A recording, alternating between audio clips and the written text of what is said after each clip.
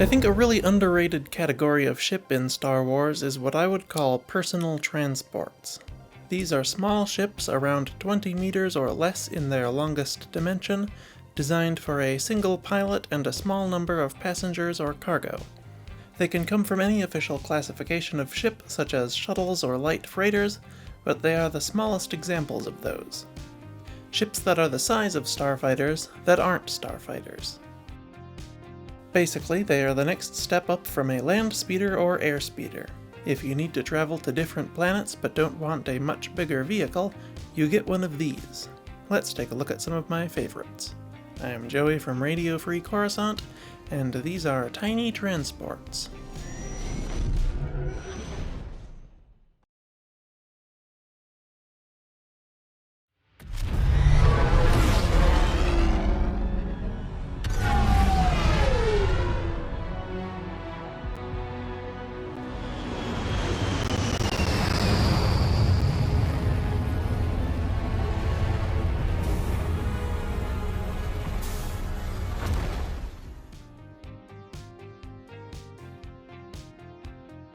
Imperial Light Shuttle. Let's start off with a pretty obscure one. We don't know much about the Imperial Light Shuttle, including its name, but we can observe that it is roughly 9 meters long by 6 wide and 5 tall when landed, or 11 wide and 4 tall in flight. It had a crew of 1 and could carry probably up to 6 passengers. We don't know its price or atmospheric speed, but we can borrow those stats from the most similar ship to it that I can think of, the VCX series auxiliary shuttle. Doing so would give it a top speed of about 1,200 kilometers per hour and a price of 22,000 credits. The Imperial Light Shuttle is probably the smallest ship of its type in the galaxy, making it a great choice for a pilot short on parking space. The only potential issue is that we don't know if it is available for sale to the public. However, based on its completely harmless nature, I don't think it would be a stretch to think that it, or a version of it, could be sold to civilians. Sheathipede. Next up is the Sheathipede Transport, an excellent shuttle built by the Trade Federation. It measured 14.4 meters long by about 8 wide and 11 tall. Due to its association with the Separatists, it may not be the best choice for everywhere in the galaxy, but as long as you aren't flying their trademark blue and gray paint job, you will probably be fine. Early Sheathipedes had a crew of 4 with a pilot, co-pilot, comms operator, and engineer, but most could be flown by one person with ease. It could carry 8 passengers or 150 tons of cargo, though not both at the same time. The Sheathipede had a rather slow atmospheric speed of 880 km per hour, but a fast Class 1 hyperdrive. They were rather expensive for their size at 120,000 credits, but your satisfaction is virtually guaranteed. Sheathipedes could be configured as anything from bare-bones military transports to luxury business executive shuttles, so no matter what you need a ship for, this bug-shaped vessel is certain to please. HWK-290. Now the HWK-290 class light freighter, or Hawk 290, comes with a caveat. Officially, in Legends, the Hawk 290 was 29 meters long, much too large for this collection. However, I stumbled upon an article on a Star Wars model-making website called Rebel Scale that posits that it should be much smaller. They state that the Hawk 290 seen in the Dark Forces games, the Moldy Crow, should be closer to half the size of the Millennium Falcon, or about 17 meters long. This size also appears to be the semi-official canon size as well, due to its appearance in the X-Wing tabletop game and the size comparison there to other ships. However, a Hawk 290 also appears in the Kanan comic, where it appears to be slightly larger due to the amount of internal space it has. That will be the size I use for the ship, about 20 meters long by 13 meters wide and 7 meters tall. The Hawk 290 had a crew of 1 or 2 and could carry up to 6 passengers and 75 to 150 tons of cargo. It had a Class 2 hyperdrive and an unknown but presumably high atmospheric speed. It is the first armed ship on our list. A stock Hawk was unarmed, but higher trim models could be purchased with a dual heavy laser cannon turret, and many were modified to include a proton torpedo launcher and even a bomb bay as well. Depending on the version purchased, it could cost between 70,000 and 135,000 credits new, or 55,000 used. Hawk 290s were primarily marketed to more upscale clients than CEC's other light freighters, such as politicians and wealthy merchants. However, due to its small size and nimble flight characteristics, it was extremely popular with smugglers and couriers as well. Whether you are a courier hauling high-value, time-sensitive cargo, a pirate carrying spice or stolen loot, or a senator or governor just looking to get around, the Hawk 290 is a great choice for you.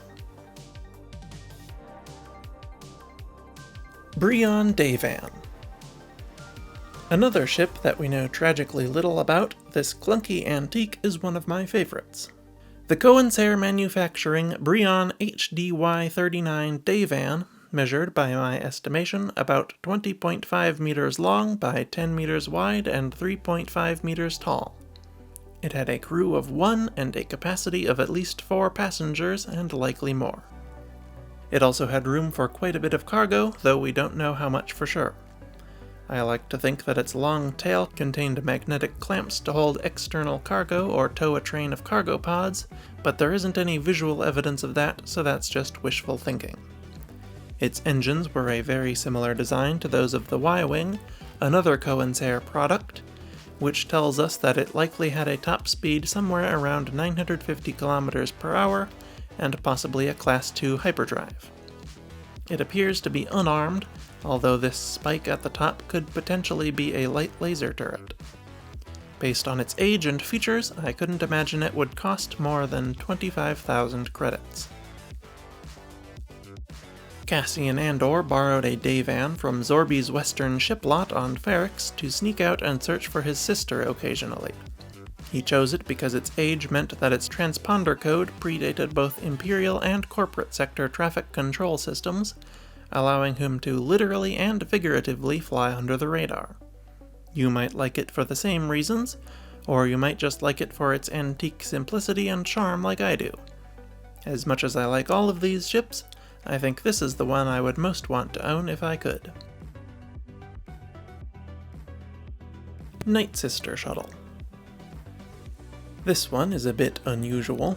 Like many of these tiny ships, we don't really know anything about it, including if it was even mass-produced. Morgan Elsbeth's shuttle might be one of one. However, I couldn't make a video about small transport ships without mentioning one of the smallest, so let's assume that it can be bought even if you have to find a Nightsister and convince her to build you one first. The Nightsister Shuttle measures about 8 meters long by 19 meters wide with its wings extended, or about 8 with them retracted, and 4 meters tall either way. With the wings retracted, the shuttle can dock with your intergalactic hyperdrive ring for your convenience. It had a crew of 1, Morgan's was piloted by a Star Navigator droid, but you could fly it yourself just as easily. It had room for about 4 passengers, but very little cargo. It's hard to say what its atmospheric speed was, but it doesn't seem that fast, so we will say 850 kilometers per hour. We don't know its hyperdrive rating either, but it was equipped with one. This is perhaps the least capable ship on this list due to its small size, but if you only need something that can carry you and a couple of passengers to meetings across the galaxy, then it will still suit you just fine. And you will really wow people wherever you go with its striking geometric shape and gold finish. That is, if you can get your hands on one. Tug B-13. Moving from a ship so rare it's potentially unique to one so ubiquitous many don't notice it at all, we come to our final ship, the Sub-Pro Corporation Tug B-13 Quadjumper. And fittingly, this is one of the smallest civilian ships money can buy. Imagine a UPS truck with 4 engines the size of UPS trucks strapped to it. That might sound huge, but Star Wars ships don't get much smaller. Most are the size of a house. Let me know if you'd like to see a size comparison video someday. I know they've been done before, but I think it would be fun. Anyway, the quad jumper measured 7.98 meters long by about 9 meters wide and 5 meters tall. It had a top speed of 1,150 kilometers per hour and an optional hyperdrive. It had a single pilot and could support 2 passengers. The ship didn't have any internal cargo space, but it could carry numerous external freight containers. It was not armed by default, but many pilots chose to add aftermarket laser cannons. The quad jumper costs an estimated 55,000 credits new, or 18,000 used. You can use the quad jumper for just about anything, as long as you don't need a lot of internal space for it. But if you did, you'd be watching a different video. Most quad jumpers were used to haul containers from bulk freighters to space stations or ground installations, and vice versa, but they were also popular among smugglers and, of course, people who just needed to get around. In the past, I have also recommended the ship as a camper, because its small size will let you find a campsite just about anywhere. You'll have to check out that video next. And those are my favorite tiny transport ships. Perhaps this wasn't the most cohesive video topic, but I'm a really big fan of ships in this size range, and it gave me an opportunity to talk about a couple that I haven't covered yet. Let me know in the comments which one of these was your favorite, what else you would have included, and what other topics you'd like to see. I think it's only natural that we take a look at the biggest ships soon, and of course there's the size comparison idea I mentioned. Let me know what you think. Anyway, be sure to subscribe and convince someone else to subscribe too. It'll be fun, trust me. I will see you next week. RFC, out.